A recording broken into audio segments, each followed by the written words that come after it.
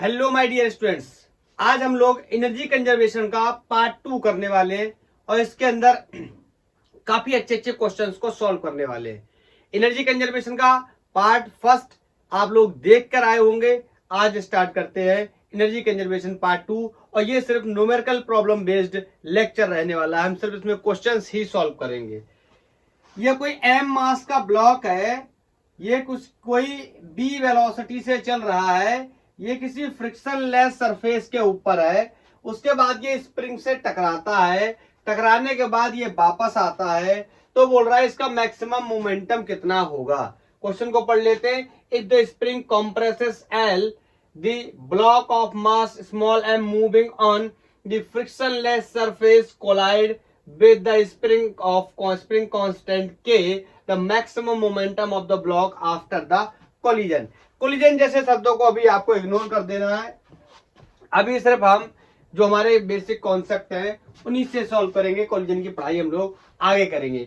तो मैं आपसे पूछना चाहता हूं, क्या कोई नॉन कंजर्वेटिव फोर्स है? आप कहोगे नहीं है। अगर फोर्स देखने की कोशिश करूं तो दो फोर्स होंगे, एक स्प्रिंग का फोर्स होगा और दूसरा ग्रेविटेशनल फोर्स हो सकता है, but both are conservative in nature. तो कोई भी नॉन कंजर्वेटिव फोर्स नहीं है। इट मींस मैकेनिकल एनर्जी जितनी पहले होगी उतनी ही बाद में होगी। इसका मतलब we can use the concept of the mechanical energy conservation. तो kinetic energy initial plus potential initial will be equal to kinetic final plus potential final. मेरे से कहा गया है मोमेंटम बताओ। आपको पता है मोमेंटम क्या होता है? Mass and multiple product of the velocity. Mass इसका मुझे पता है m है। अगर मुझे वेलोसिटी या स्पीड में निकाल लूंगा तो मेरा काम हो जाएगा। तो मैंने इसीलिए यूज कर लिया क्या? एनर्जी कंजर्वेशन का कॉन्सेप्ट। बोलो, जब ब्लॉक यहां से चलना शुरू करता है तो इसकी काइनेटिक एनर्जी कोई हाफ mv² होगी। इस दरमियान स्प्रिंग की कोई भी पोटेंशियल एनर्जी नहीं होगी क्योंकि स्प्रिंग रिलैक्स स्टेट में है। उसके बाद फाइनल काइनेटिक एनर्जी, जब ये ब्लॉक इससे टकराएगा उसके बाद कहीं ना कहीं क्या होगा? रुक जाएगा, जाके इंस्टेंटेनियसली रुकेगा। बोलो, और उसकी फाइनल काइनेटिक एनर्जी कितनी हो जाएगी? बोलो, हाफ के x² होती है क्या स्प्रिंग की काइनेटिक एनर्जी। मैं लगा दूं और x की जगह l रख दूंगा, हाफ के x² की जगह l² रख दिया क्योंकि कंप्रेशन कितना है? l है। ठीक है, या ऐसे भी समझ सकते हैं जितनी इसकी काइनेटिक एनर्जी थी वही बाद में क्या बदल गई होगी? स्प्रिंग की पोटेंशियल एनर्जी। देखो ये की बात है। ठीक है, ये हाफ से हाफ मर गया और यहां से जो v की वैल्यू है वो आने वाली है m k l। देखो l² है, जब इसको रूट लेने जाऊंगा तो l सिर्फ बाहर रह जाएगा क्योंकि स्क्वायर में है। ये बातें थोड़ी बताने की हैं। क्या ये बातें बताने की हैं? बोलो, ये क्या हो गया? m की वैल्यू कैसे निकाल दी? ये b की वैल्यू यहां से आ गई। बोलो, उठा करके यहां रख दो तो मोमेंटम पता चल जाएगा। m v की वैल्यू है l अपॉन नहीं l, मुझे लगता है कुछ गड़बड़ हो गया। क्या बताना है मुझे? b m डिवाइड में आ गया, वही मैं सोच रहा हूं, पता नहीं एक्सप्रेशन अजीब सा क्यों लग रहा है। बोलो, तो यहां से क्या होगा? b will be equal to k upon m। यहां k बचा, यहां अपॉन में m गया, l बाहर रह जाएगा। तो इसको मैं लिख लेता हूं ऐसे, अंडर रूट के बाहर निकालूंगा। ठीक है, अब इसको यहां पे रख देता हूं। So p will be m l inside the root k upon m। बोलो, अब बाकी चीजों को मैनेज करके लिख देंगे। आपको पता है ये m अगर अंदर जाएगा तो m² हो जाएगा। बोलो, यहां से एक मास से मास एलिमिनेट हो जाएगा। So p will be l under root km। कोई एक ऑप्शन देख लेंगे मैच कर रहा है क्या? पहला ही ऑप्शन मैच कर रहा है। AIEEE 2006 या जेई मेंस 2006 में आया हुआ क्वेश्चन है। जेई मेंस 2006, उस समय जेई मेंस नहीं होता था, AIEEE होता था। ओके, क्लियर है। नेक्स्ट क्वेश्चन मैं SC वर्मा सर की बुक से लेना चाहता हूं। काफी इंटरेस्टिंग क्वेश्चन है लेकिन मुझे उसके लिए लैंग्वेज की रिक्वायरमेंट जरूरी है, तो मैं इस क्वेश्चन को हटाकर उस क्वेश्चन को नोट कर देता हूं विथ लैंग्वेज ताकि हम कॉन्सेप्ट को समझ पाए। और वैसे भी ये एनर्जी कंजर्वेशन का पार्ट 2 है, तो उसमें क्वेश्चंस का लेवल जनरली थोड़ा सा मैंने अप करने की कोशिश की है। हाँ, प्रीवियस लेक्चर में जो क्वेश्चंस थे बहुत ही कठिन क्वेश्चंस थे, लेकिन उनसे भी मैं थोड़ा सा अप करने की कोशिश कर रहा हूं। ठीक है, तो मैं क्वेश्चन को नोट करता हूं। बहुत ही अच्छा सवाल है, काफी मजा आएगा इसको सॉल्व करने में।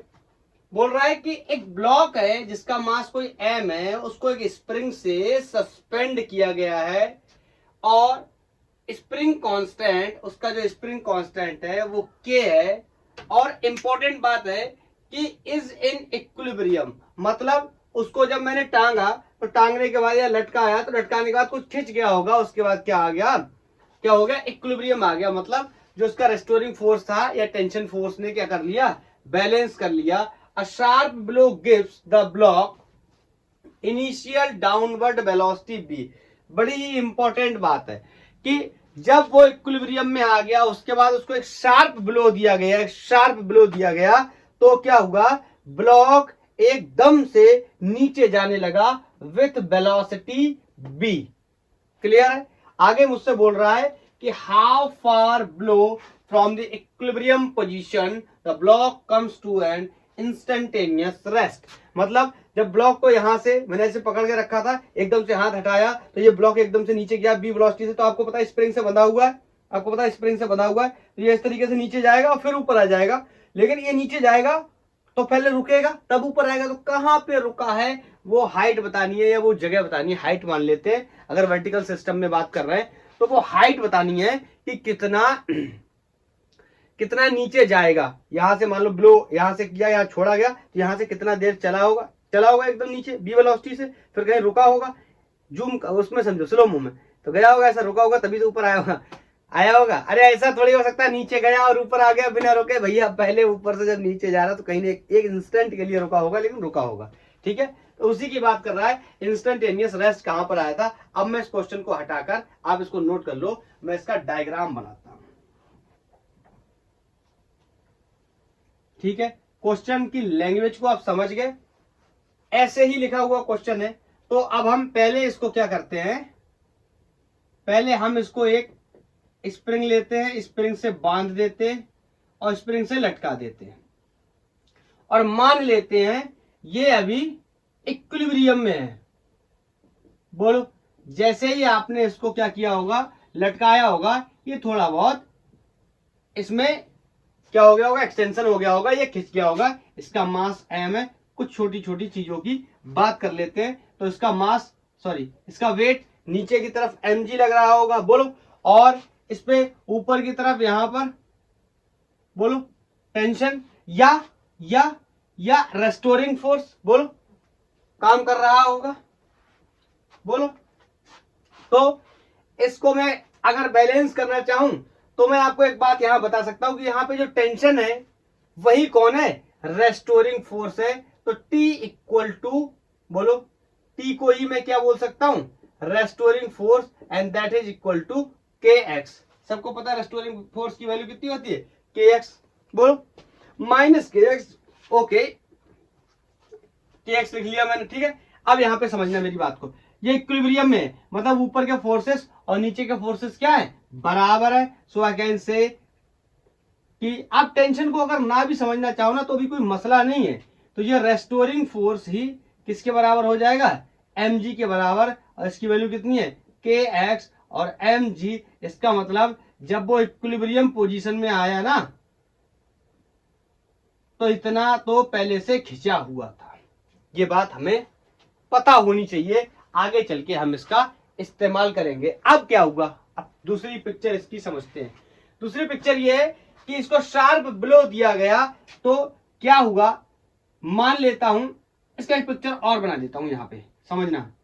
देखो भैया, कठिन क्वेश्चन है, लॉन्ग एक्सप्लेनेशन चाहिए। ठीक है, तो हमें कुछ चीजों को अच्छे से समझना होगा। बोलो, अब ध्यान से सुनना। जब यहां से ये बी वेलोसिटी से गिरना शुरू हुआ, मैंने माना कि ये यहां से यहां कहीं तक गया। Let me check about the visibility first. Is it visible? Yes. तो मैंने मान लिया कि ये यहां कहीं तक गया था, ठीक है, और यहां कहीं तक जाने के बाद ये कोई इसने h हाइट चली, ठीक है, h डिस्टेंस कवर करी, और यहां पर जाके इसने, मैं इनिशियल वेलोसिटी अच्छा इन्होंने b ले रखी है, क्वेश्चन वालों ने कहा है कि b वेलोसिटी से चला है, तो मैं मान ले रहा हूं फाइनली यहां जाके ऑब्जेक्ट क्या हो गया, ये मास क्या हो गया, रुक गया। तो क्वेश्चन यही है कि ये कितना नीचे चला। अब मैं आपसे एक सवाल पूछना चाहता हूं, अगर मैं एनर्जी कंजर्वेशन ना बोल करके लेक्चर को शुरू करता तो आपकी अप्रोच क्या होती इस सवाल को सॉल्व करने के लिए? आप क्या समझते? आप समझते या आपको किस तरीके से सोचते कि काइनेमेटिक्स के इक्वेशन का इस्तेमाल करेंगे, रेस्टोरिंग फोर्स के कॉन्सेप्ट से मैच कराने की कोशिश करेंगे, इसका मतलब न्यूटन लॉ की कोशिश करेंगे, और आप करते करते परेशान हो जाते, सवाल आपसे सॉल्व नहीं होता। अब हम चूंकि एनर्जी कंजर्वेशन के बारे में पढ़ चुके हैं, कॉन्सेप्ट ऑफ एनर्जी कंजर्वेशन हमें बहुत अच्छे से आता है, हमें पता है कि अगर कोई एक्सटर्नल फोर्स नहीं है, इंटरनल फोर्स है सिस्टम के ऊपर, तो वो इंटरनल फोर्सेस का जो वर्क डन है वही एनर्जी को चेंज करेगा, काइनेटिक को पोटेंशियल में और पोटेंशियल को काइनेटिक में, और ऐसी परिस्थिति में कोई भी नॉन कंजर्वेटिव फोर्स मौजूद नहीं होना चाहिए, लाइक फ्रिक्शन या फिर drag force, and conservative force की मौजूदगी होनी चाहिए। तो आप दोनों ही केसेस को अगर अच्छे से देखने की कोशिश करो तो या तो स्प्रिंग फोर्स लग रहा है या फिर इस पे gravitational force that is mg नीचे की तरफ काम कर रहा है, and spring force, gravitation force both are the conservative force. इसका मतलब मैं एक बात तो डंके की चोट पे कह सकता हूं कि इसमें एनर्जी क्या होगी, कंजर्व होगी, क्योंकि कोई भी नॉन कंजर्वेटिव फोर्स यहां पे मौजूद नहीं है और सिस्टम के ऊपर कोई भी एक्सटर्नल फोर्स भी काम नहीं कर रहा है। It means I can use principle of energy conservation. बोलो, I can say mechanical energy total will be constant, so I can write mechanical energy initial will be equal to the mechanical energy final. It means kinetic energy initial plus potential initial will be equal to kinetic final plus potential final. अब जो जो चीजें मुझे पता है मैं उन चीजों का इस्तेमाल कर लेता हूं। सबसे पहली बात, मुझे एक चीज पता है कि kinetic energy initial half m B square होगी। जैसे ही मैंने इसको हटाया था ये बी वेलोसिटी से नीचे गिरना शुरू हुआ था, but I don't know about the potential energy, अभी इसके बारे में डिस्कस कर लेंगे। मैंने कहा उसके बाद क्या हुआ, मुझे एक बात पता चल गई कि ये जाके एक इंस्टेंट के लिए रुका है, उस पर्टिकुलर इंस्टेंट पे वेलोसिटी जीरो होने की वजह से काइनेटिक एनर्जी क्या हो गई, जीरो, और पोटेंशियल एनर्जी का काम बाकी है, इसके बारे में डिस्कस करेंगे। इसका मतलब ये जो इक्वेशन मुझे मिली है, अगर इसमें मैं पोटेंशियल एनर्जी की वैल्यू को पुट करूंगा, उसके बाद कोई एच का फंक्शन बनकर के आएगा, तो मैं यहां से इजीली कैलकुलेट कर सकता हूं वो डिस्टेंस या वो हाइट। अब उसके लिए मुझे दो पोटेंशियल एनर्जी निकालनी पड़ेगी, एक इनिशियल और एक फाइनल। एक एक करके शुरू करते हैं, इसको इक्वेशन एक बना करके मैंने छोड़ दिया है। तो बोलो, स्प्रिंग की पोटेंशियल एनर्जी हाफ के एक्स स्क्वायर होती है, इसको मैंने इनिशियल मान लिया। बताओ, जब इनिशियली मैंने स्प्रिंग को लिया था तो मैंने माना था इसमें जो इलांगेशन है वो एक्स है, उसके बाद ही एक इसमें आया है, इक्विलिब्रियम में आया है। लेकिन बड़ा सवाल ये है, मुझे एक्स की वैल्यू नहीं पता है in terms of mg and k, जो कि मुझे आगे चल के जरूरत पड़ सकती है।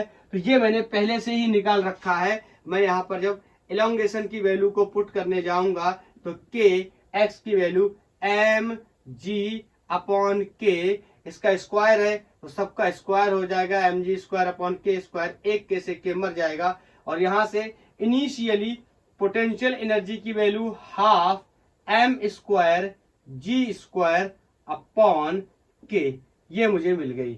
अब क्वेश्चन है कि फाइनली कितनी पोटेंशियल एनर्जी हो गई होगी, बोलो फाइनल कितनी पोटेंशियल एनर्जी हो गई होगी।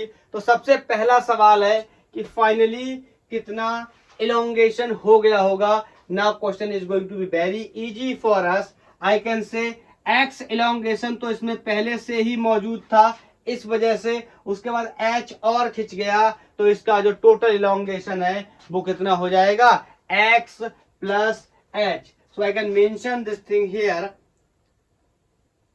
at where the instantaneous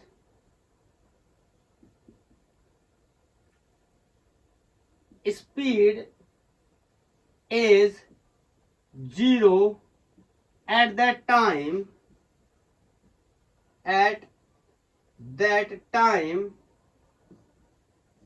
total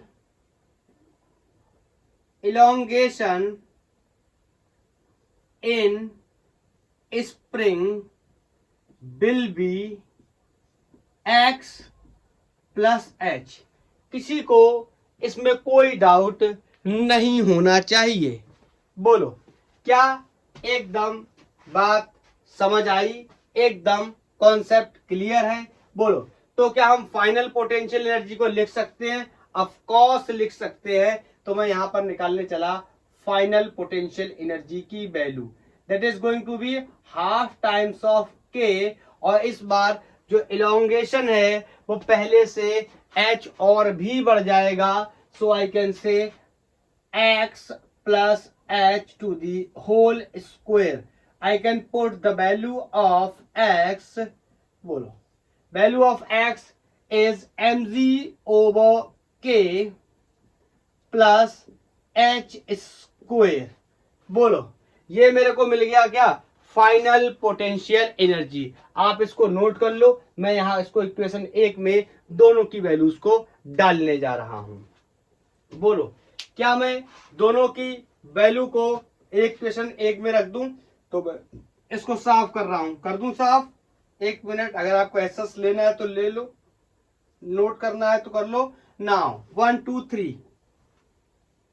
अब मैं दोनों पोटेंशियल एनर्जीज की वैल्यू को यहां पर रखने जा रहा हूं.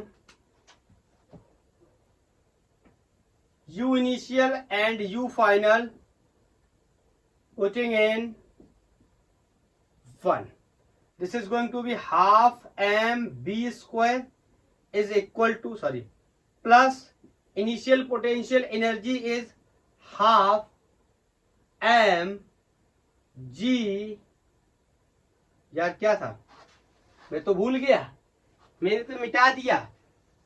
तो हाफ, क्या ये क्या लिख क्या रहा हूं मैं, एम थोड़ी होता है, हाफ के और एक्स स्क्वायर की वैल्यू ये रही. तो यहां से के से के ऑफकोर्स मर गया होगा, तो ये आया होगा M square G square upon K. This is the initial potential energy and final kinetic energy was 0 and the final potential energy is half K and the value of X is M G upon K plus H. मेरे को ये बताना है कि ये कितना नीचे गया था इंस्टेंटेनियस वेलोसिटी 0 होने पर. ये वैल्यू मैंने कोई h मान करके रखी थी. बोलो, अब ये h मेरे को निकालना है. तो ध्यान से देखेंगे, हाफ हाफ हाफ सबसे क्या हो रहा है, कॉमन हो रहा है. तो हाफ को मैंने क्या कर दिया, कॉमन लेके एलिमिनेट कर दिया, एक लाइन और बढ़ाना नहीं चाहता. बोलो, तो आगे सॉल्व कर सकते हैं क्या? बोलो, आगे सॉल्व कर सकते हैं. h निकालना है, क्या करेंगे? बोलो, अब तो सॉल्व करेंगे, और क्या ही कर सकते हैं. बोलो,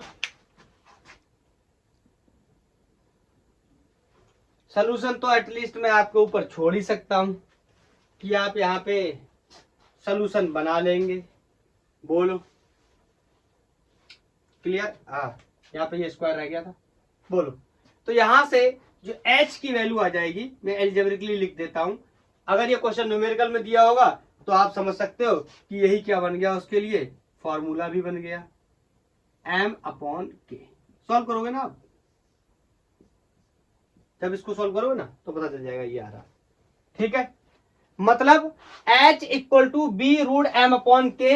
इतनी डिस्टेंस ये नीचे गया होगा. अगर आपको मैथमेटिक्स में कंसीडर करना है तो आप इनकी वैल्यू को न्यूमेरिकली ले लो. जैसे मान लो कि ये 2 मीटर की वेलोसिटी से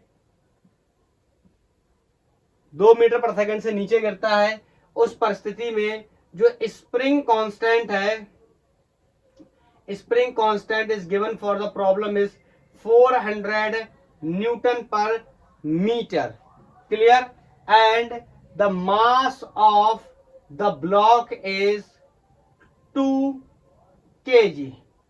ठीक है, सारी वैल्यूज को रख करके यहां एक गणित का आंसर भी निकाल लेते हैं। एच विल बी, अब ये मत कहना ये कैसे आया, ये इसको सॉल्व करके आया है। यहाँ एम बी स्क्वायर, यहाँ एम स्क्वायर, जी स्क्वायर, यहाँ से एम एम क्या कर लो, एक कॉमन ले लो, इन सबको सॉल्व कर लो, सॉल्व करने के बाद ये आंसर आएगा। ठीक है, और यहाँ से न्यूमेरिकल वैल्यूज को डालना शुरू कर दिया, तो वेलोसिटी इज 2 मीटर पर second and the mass of the block is 2 kg and the spring constant is 400। यहां से ये मरा 200 बचा, तो H इक्वल टू 2। बोलो 200 में से रूट में से 100 बाहर आ जाएगा और 100 को बाहर निकालेंगे तो 10 बचेगा और रूट के अंदर फंस जाएगा 1/√2। और जब इसको सॉल्व करने जाएंगे तो ये हो जाएगा √2/10 मीटर। आप चाहो तो और भी सॉल्व कर सकते हो, इसकी वैल्यू 1.414 रख करके इसको सॉल्व कर सकते हो और 0.14 मीटर भी आंसर आप कर सकते हो।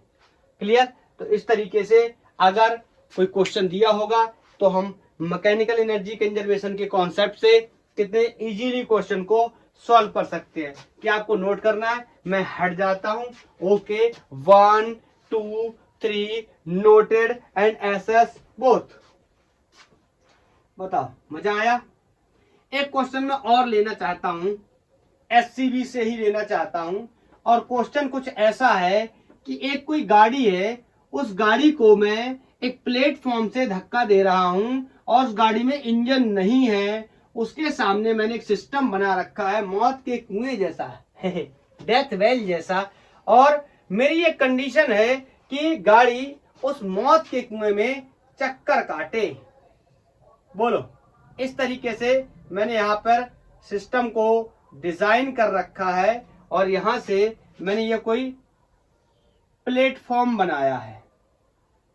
ठीक है, ये मैंने प्लेटफॉर्म बनाया है। इस रेफरेंस को पहले मैं आपको क्लियर करके दिखा देता हूं। First of all let me check about the visibility. क्या ऊपर दिख भी रहा है? दिखेगा दिखेगा दिखेगा। बोलो, ये अपने पास एक गरीबों दी गड्डी है जिसके बीच अंदर इंजन नहीं है। बोलो, गरीबों की गड्डी दिखाई दे रही? दिखाई दे रही है। बोलो, मेरे से क्वेश्चन ये है कि ये गरीबों दी गड्डी बिना इंजन की गाड़ी को मेरे को यहां से गिराना है, उसके बाद ये इसमें जाए और ऐसे लूपिंग करे, मतलब इसके अंदर जाने के बाद ये यूसीएम यूनिफॉर्म सर्कुलर मोशन को परफॉर्म करे। एंड आई नो आप सबको पता है यूनिफॉर्म सर्कुलर मोशन के कॉन्सेप्ट, अगर आपने पढ़ रखे हैं, सब कुछ क्लियर है, then very okay. If you don't know about the UCM and wants to know about the UCM, you can type on the YouTube UCM by the Gang War Physics। आपको मेरे 2 लेक्चर मिल जाएंगे, एक lecture में explanation होगा और दूसरे lecture में सिर्फ न्यूमेरिकल प्रॉब्लम्स की प्रैक्टिस होगी। तो शुरू करते हैं। इस पहले क्वेश्चन को बना लेते हैं कि क्वेश्चन ने क्या कहा है। क्वेश्चन मेरे से कह रहा है find the minimum value of H, मतलब ये ऊंचाई बताइए।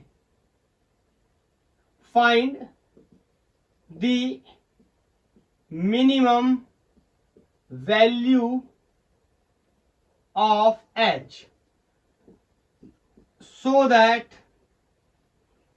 कार क्या कर सके, लूपिंग कर सके। लूपिंग एच या सो दैट हटाओ, फॉर लूपिंग लिख दो, सिंपल।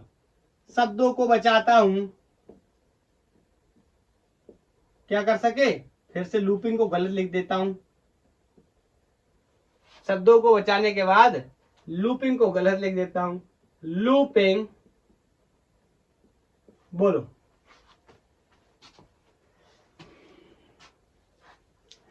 मैं आपसे एक सवाल पूछना चाहता हूं, क्या कोई नॉन कंजर्वेटिव फोर्स है? ऑफ कोर्स ये ट्रैक स्मूथ है, ठीक है, कोई नॉन कंजर्वेटिव फोर्स नहीं है, जो भी फोर्सेस हैं वो कंजर्वेटिव हैं, तो मैं एनर्जी को कंजर्व कर सकता हूं। आई कैन से सिंपली कि mechanical energy of the system will be conserve, मतलब जितनी मैकेनिकल एनर्जी इनिशियल उतनी ही mechanical energy final. So I can say kinetic initial potential initial बराबर kinetic final plus potential final. बताओ, इस गाड़ी को मैंने क्या करना है, धक्का देना है, गिराना है ना, इसको इज्जत से यहां से छोड़ देना है, अपने आप से धड़क के चली जाएगी अपने आप फिसल के चली जाएगी। बोलो, ये इनिशियल काइनेटिक एनर्जी जीरो। और मेरी बात को ध्यान से सुनना, मैंने पोटेंशियल एनर्जी के कॉन्सेप्ट में आपको एक बात बताई हुई है कि मैं पोटेंशियल एनर्जी के क्वेश्चन को सॉल्व करने के लिए रेफरेंस लेवल किसी भी स्तर पे चूज कर सकता हूं, ये मेरी चॉइस होगी। अगर आपको आता है पोटेंशियल एनर्जी वेरी बेस्ट, नहीं आता है आप मेरा लेक्चर देख सकते हैं पोटेंशियल एनर्जी, और वहां पर भी मैंने एस सी वर्मा सर की बुक के काफी क्वेश्चंस भी करवाए हैं, आप जाकर के उस लेक्चर को एंजॉय कर सकते हैं। सर फिजिक्स में एंजॉय, अगर आप प्यार से दिल से फिजिक्स पढ़ोगे तो आपको एंजॉय होगा, कुछ भी लर्निंग जैसी चीज बहुत आसानी से हो जाएगी। अच्छा, समझते हैं, तो क्यों ना मैं पोटेंशियल एनर्जी के कॉन्सेप्ट से बचने के लिए रेफरेंस लेवल को यही मान लेता हूं, तो इनिशियल पोटेंशियल एनर्जी भी मेरी क्या हो जाएगी, जीरो। तो बोलो ये zero plus zero final kinetic energy, ये गाड़ी ऐसे ऐसे क्या करेगी, घूमेगी। मैं गड्डी दी पिक्चर बना लेता हूं इस जगह पे अपनी, ये गरीबों दी गड्डी। बोलो, तो यहां पर मान लेता हूं इसकी कोई वेलोसिटी v हो जाएगी, तो यहां पर इसकी काइनेटिक एनर्जी भी हाफ एम बी स्क्वायर हो जाएगी। And very important, potential energy, यहां पर बात करेंगे ग्रेविटेशनल पोटेंशियल एनर्जी की। इन प्रीवियस केस हमने डिस्कस किया था इलास्टिक पोटेंशियल एनर्जी के बारे में, क्योंकि सिस्टम स्प्रिंग से बंधा हुआ था।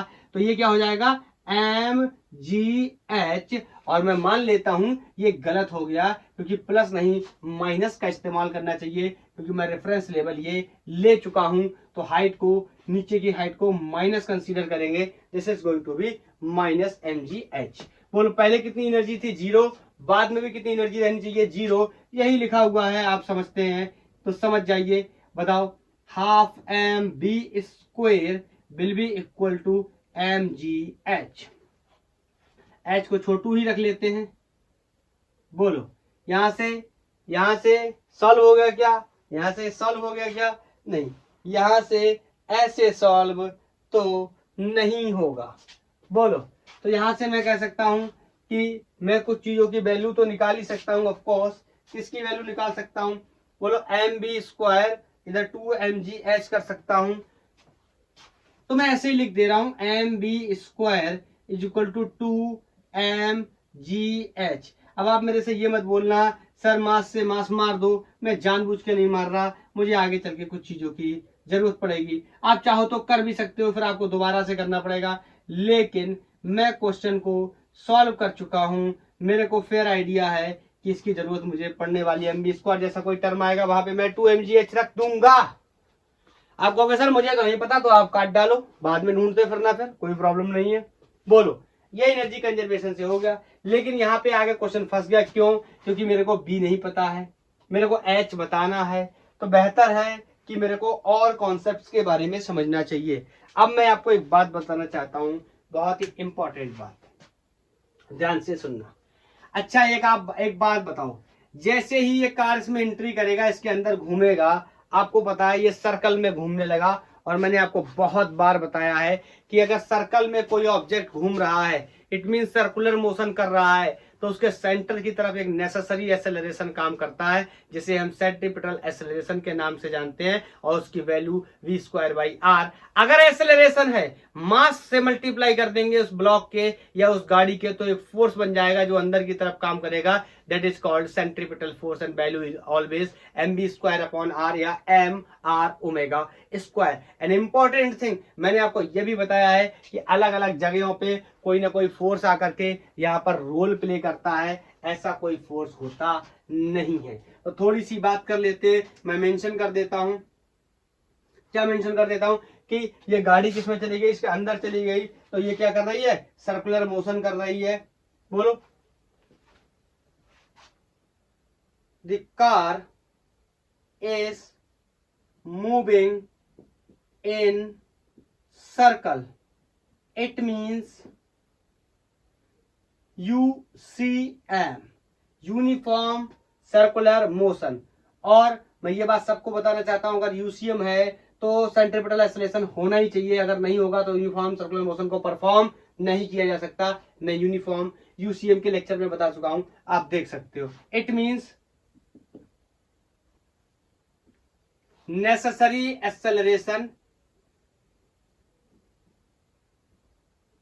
Necessary acceleration centripetal is working there, short में लिख रहा हूं, इज वर्किंग देयर। इसका मतलब AC की वैल्यू कितनी होती है, B²/r। ड्राइव भी किया हुआ है, लेट्स से इसका रेडियस कोई R है, छोटू R है, बड़ा R है, कुछ भी मान लेते, बड़ा R मान लेते, ठीक है, बड़ा ही R मान लेते हैं। जब एक बार लिख दिया तो बड़ा R, तो बड़ा R, ठीक है। अब आप बताओ, अगर ये अंदर की तरफ घूम रहा है तो इस पे एक सेंट्रीपिटल फोर्स भी लग रहा होगा। इसका मतलब है अगर मैं मास को मल्टीप्लाई कर दूं किससे, एक्सेलरेशन से, इट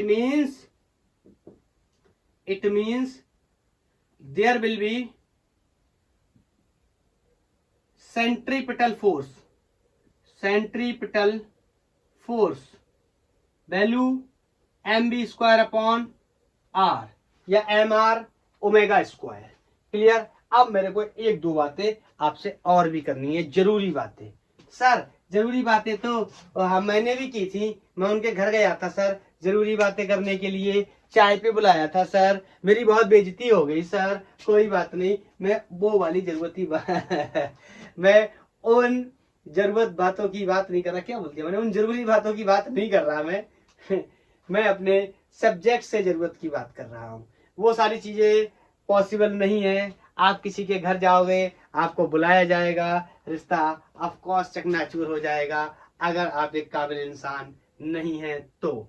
अगर आपको वो चाहिए जीवन में तो काबिलियत पहले होनी चाहिए, बाकी चीजें बाद में होनी चाहिए। ओके, हम अपने टॉपिक से भटकने के बजाय अपने टॉपिक पे वापस आ जाते हैं, वरना लेक्चर हमारा बह जाएगा प्रेम भावनाओं में, प्रेम प्रसंग में। और प्रेम प्रसंग में किसी को कुछ भी हासिल नहीं हुआ है, ये आपको भी पता चल चुका है।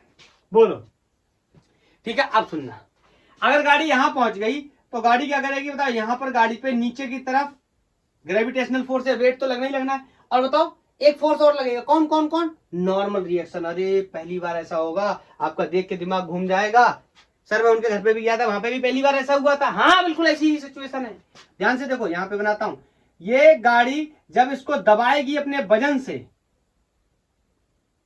तो क्या लगेगा, नॉर्मल रिएक्शन। देखो देखो वजन भी नीचे, आहा मजा ही आ गया, वजन तो नीचे है ही है और नॉर्मल रिएक्शन भी नीचे। ऐसा पहली बार हुआ है 17-18 सालों में। सर नॉर्मल को पहली बार देखा है आते हुए। इट मीन्स, मैं कह सकता हूं, it means gravitational force bracket में लिख दे रहा हूं मैं mg एंड नॉर्मल रिएक्शन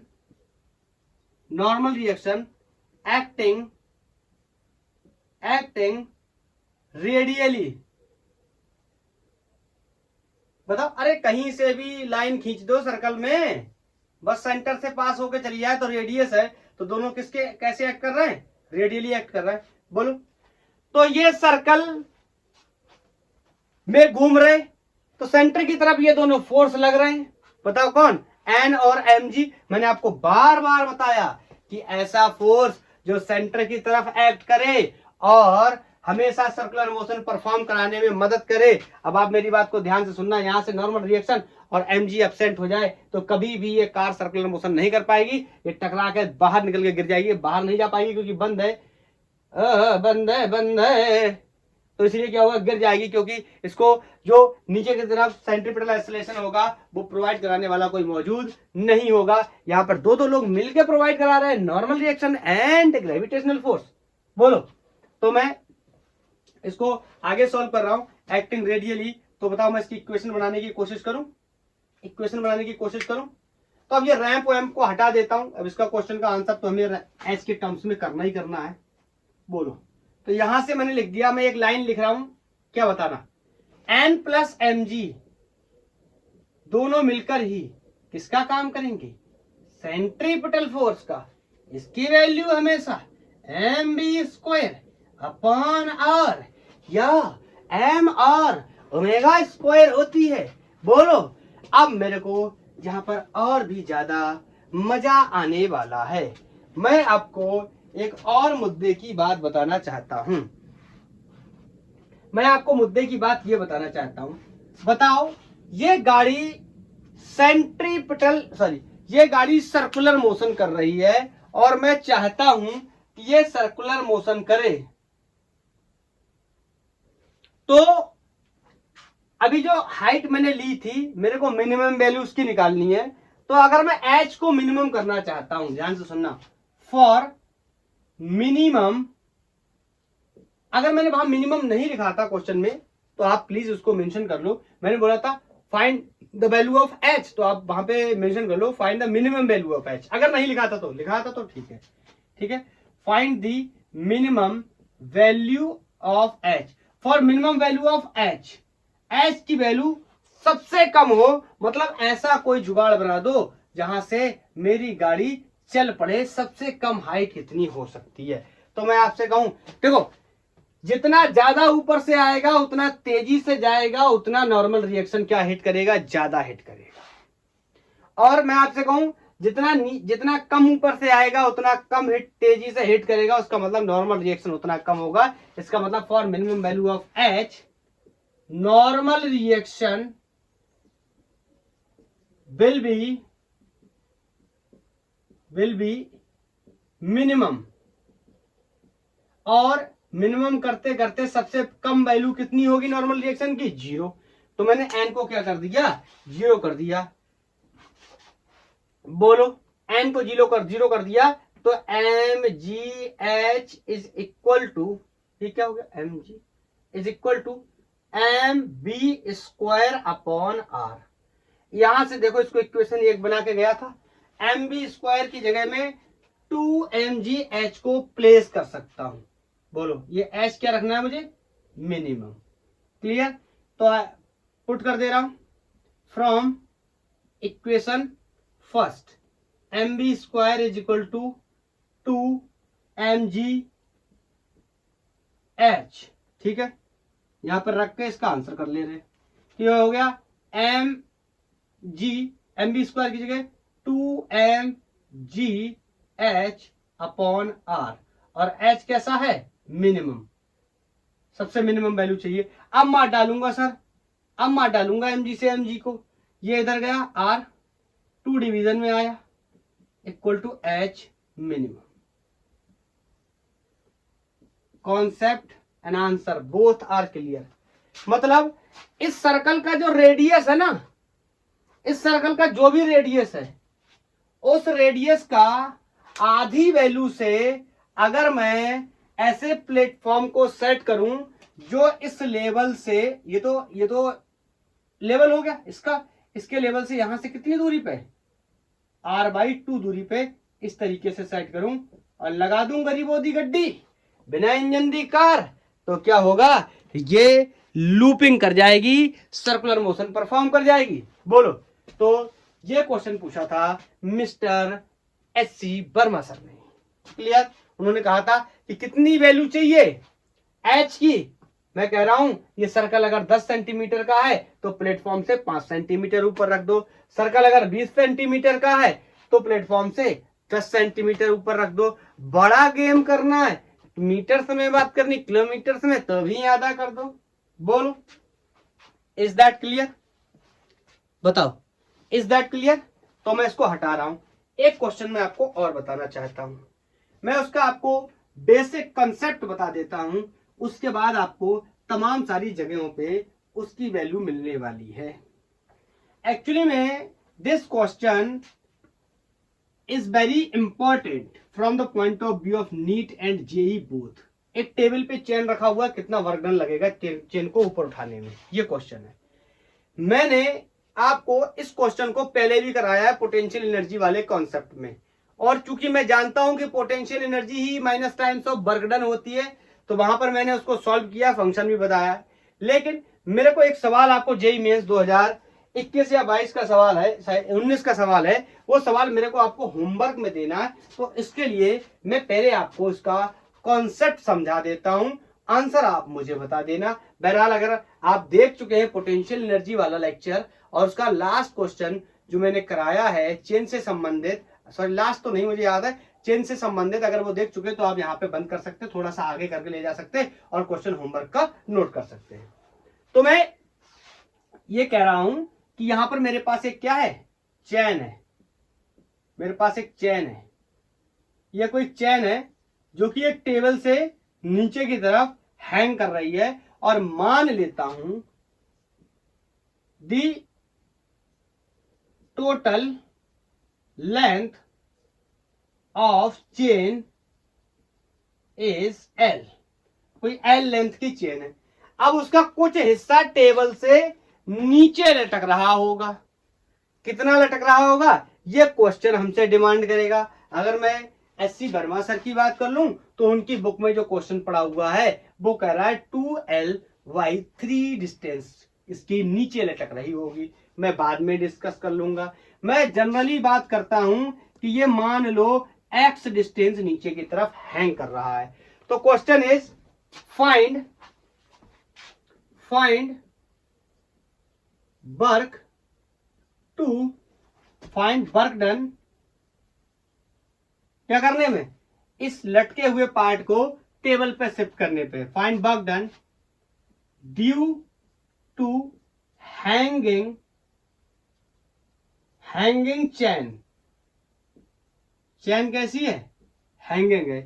अब मैं आपसे बताता हूं, अब ऐसे तो इसको मैं सॉल्व नहीं कर सकता, लेकिन मैं अगर ये मानूं कि मैं ये x दूरी पे जाके ऐसे ही यहां से अगर एक dx पार्ट काट लूं, फिर एक dx काट लूं, फिर एक dx काट लूं, ऐसे काटते काटते काटते काटते सारे dx पार्ट में काट लूं, और ये कैलकुलेट कर लूं कि एक dx को यहां से यहां तक ले जाने में जितना वर्क डन कितना पड़ा है, अगर मैं इंटीग्रेट कर दूंगा तो मेरे को पता चल जाएगा कि कितना टोटल वर्क डन इस लेंथ को शिफ्ट करने में लगा है। लिमिट वगैरह भी ओपन हो जाएंगी।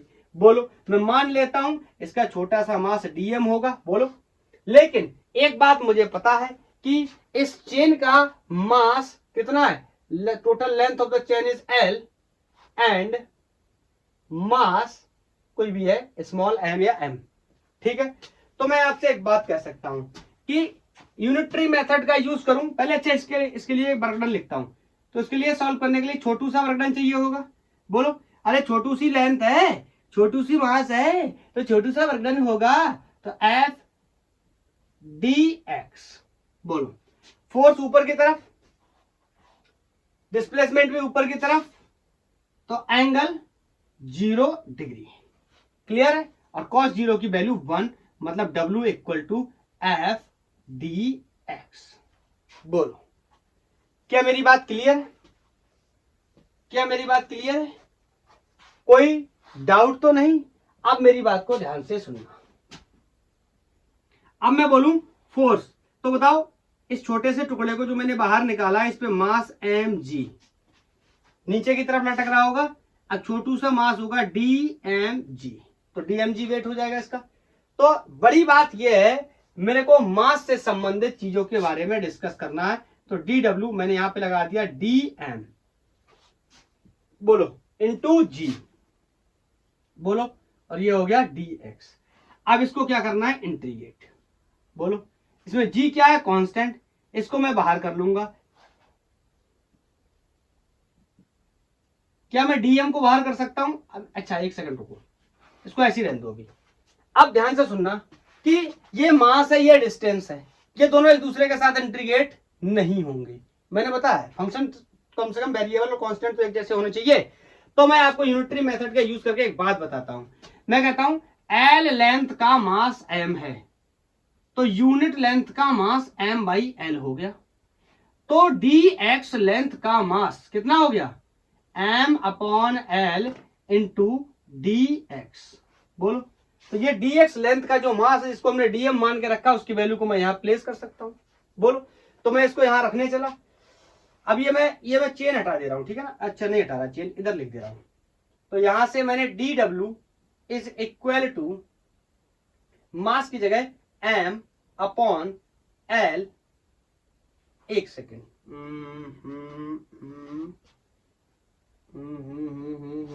हाँ ये गड़बड़ हो गया। ये dx नहीं, ये dx नहीं, dx लेके थोड़ी चला के जा रहा हूं। dx तो पार्ट काटा है, मैं इसको टोटल x लेके जा रहा हूं, ठीक है ना। एफ एक्स कॉस थीटा, यहां पे ये, सॉरी, बोलो, इज दैट क्लियर। अब यहां पे मैं इसको रख देता हूं। तो डीएम की जगह m upon L into D x, ये हो गया डीएम मास का length, into G into X. अब जो जो कांस्टेंट है उनको बाहर पहले निकाल लेता हूं। तो मैं कहूंगा m कांस्टेंट है, क्या है, पूरा मास है किसका, उस चेन का जिसकी लेंथ कितनी है, l है। बोलो, l भी क्या है, कांस्टेंट है, g भी क्या है, कांस्टेंट है। अंदर बचा कौन, x dx, और dw को क्या w लिख दूं, अब क्या w लिख दूं, जाकर के चेक कर लो। यही कॉन्सेप्ट मैंने आपको बताया है। वहां पर भी, यहां पर क्या लिखा था, सिर्फ पोटेंशियल एनर्जी लिखा है। मुझे पता है potential energy equal to minus times of work done. जब भी मैं पोटेंशियल एनर्जी की बात करूंगा तो भी ये इतना ही आने वाला, बस यहाँ पे माइनस का साइन मुझको कैरी करके लेके जाना है।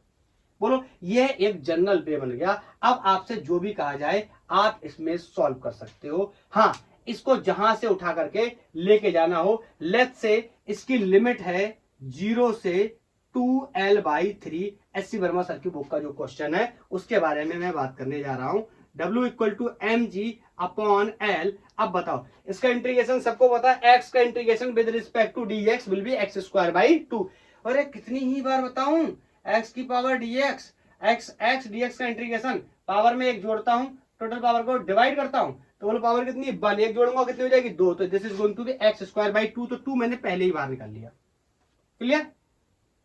यहां बचा x², limit from 0 to 2l/3, मतलब यहां से ये टोटल जो लेंथ ये हैंग कर रही ना, ये 2l/3 है, ठीक है। इसको लेकर मुझे ऊपर जाना है, या 3l/2 ऐसे कुछ था, मुझे एग्जैक्टली याद नहीं आ रहा, जो भी हो। तो ये हो गया mg अपॉन 2l, ये कितना हो गया, x की जगह 2l/3 रखूंगा तो कितना हो जाएगा, 4/9l²। 0 को रखने का कोई मतलब नहीं बनता। बोलो बोलो बोलो, हाँ ये l एक ही जैसे रखने, छोटू रखना है तो छोटू। बोलो, एक l से एक l निपट लेगा, ये 2 से ये 4 निपट लेगा। तो यहां पर जो वर्क डन की वैल्यू आ रही है that is W equal to 2/9 mgl, 2/9 mgl। l छोटा बड़ा जो भी हो वैसे रख लेंगे, क्लियर। Is this clear. बोलो कैसे निकालेंगे। हाँ, आपको दिमाग में क्या रखना, दिस फंक्शन, ये यहां से हम काम करके लेके जाएंगे, इसको इंटीग्रेट करेंगे। लिमिट जो भी क्वेश्चन पुट करेगा, क्वेश्चन बोलेगा आधा लटक रहा है, तिहाई लटक रहा है, 2 तिहाई लटक रहा है, 3 तिहाई लटक रहा है, 1/4 लटक रहा है, क्या फर्क पड़ता है, या एक l/n लटक रहा है। अगर l/n लटक रहा है तो लिमिट फ्रॉम 0 टू l/n। यही क्वेश्चन जेईई मेंस 2019। नोट करता हूं, आंसर आप मेरे को बताना। एक थोड़ा सा ना, मेरे को लगता है ना, थोड़ा सा मैंने कहीं पर थोड़ा सा हल्का फंबल हो गया, मुझे ऐसा लगा कि पता नहीं, तो मैंने मिटा भी दिया, लेक्चर को तो मैं बाद में देखूंगा। ये जो मैंने वर्क डन लिखा था ना dw, ये मैंने लिखा था क्या, f/dx, और यहाँ पे f मैंने क्या रखा था, mg। तो मैं आपको बता रहा था ना यूनिटरी मेथड वाला, तो मैं यहां से आपको बताता हूँ। l लेंथ का मास m, तो m का मास, सॉरी यूनिट का मास m अपॉन l, ठीक है ना।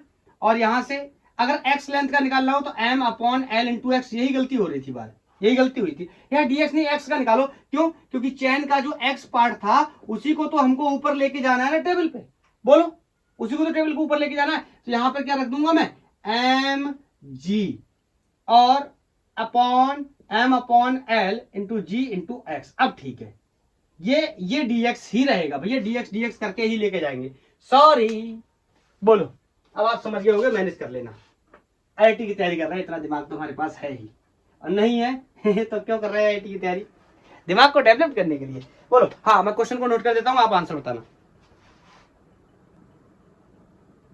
ये मेंस 2019 का सवाल है, और ये बिल्कुल यही क्वेश्चन है जिसकी अभी हम लोग बात कर रहे थे, जिस कॉन्सेप्ट की। इसमें कोई 1/nth मतलब l/nth पार्ट को, मैं इसको थोड़ा सा आपको हिंट कर दूं, यहां से जो पार्ट अपना लटक रहा है ना, ये l/n है। तो जो फंक्शन अभी अभी हम लोगों ने बनाया था mg अपॉन, फंक्शन क्या था मैं तो भूल गया, फंक्शन भूल गया। बोलो, तो उसमें जो फंक्शन बनाया था हमने, उसमें जो लिमिट है वो लिमिट क्या रखनी है, mg l, और जो फंक्शन बनाया था x dx का, उसमें limit from 0 to l/n। Clear है? बोलो, इसको रखेंगे और इनमें से 4 में से एक आंसर दौड़ता हुआ हमको दिखाई देगा। हाँ, मैं एक बात आपको और भी बताना चाहता हूं, अगर आपको ये पता है कि वर्क डन इस चेन का कितना हो गया, यहां से यहां तक ले जाने में इसका कितना वर्क डन हो गया, और आपको निकालनी है पोटेंशियल एनर्जी, तो आपको मस्ट वॉच करना चाहिए लेक्चर मेरा पोटेंशियल एनर्जी का। वहां पहले मैंने पोटेंशियल एनर्जी निकलवाई है, वहीं मैंने ये बताया था कि वर्क डन और पोटेंशियल एनर्जी दोनों एक ही बात है, बस माइनस का साइन लगा देते हैं वर्क डन में, तो वही पोटेंशियल एनर्जी बन जाता है, स्टोर्ड एनर्जी बन जाता है। अगर आप रियल फील लेना चाहते हैं पोटेंशियल एनर्जी का, तो आपको मेरा लेक्चर जरूर देखना चाहिए पोटेंशियल एनर्जी का। क्लियर? हाँ, तो आज के लिए इतना ही। थैंक यू, धन्यवाद। पढ़ाई करते रहिए और कोई भी आलसी नहीं बनेगा। इस क्वेश्चन का आंसर मुझे चाहिए, आप मेरे को इस क्वेश्चन का आंसर बताने वाले। ओके, और एक और इंपॉर्टेंट इंफॉर्मेशन कि वर्क हमने कंप्लीट कर लिया, and this is all about the energy also. एक लेक्चर पावर का लगेगा, उसके बाद हम लोग वर्क एनर्जी पावर को टाटा बाय बाय बोल देंगे। क्लियर? तो आज मैं आपको भी बोल रहा हूं बाय बाय।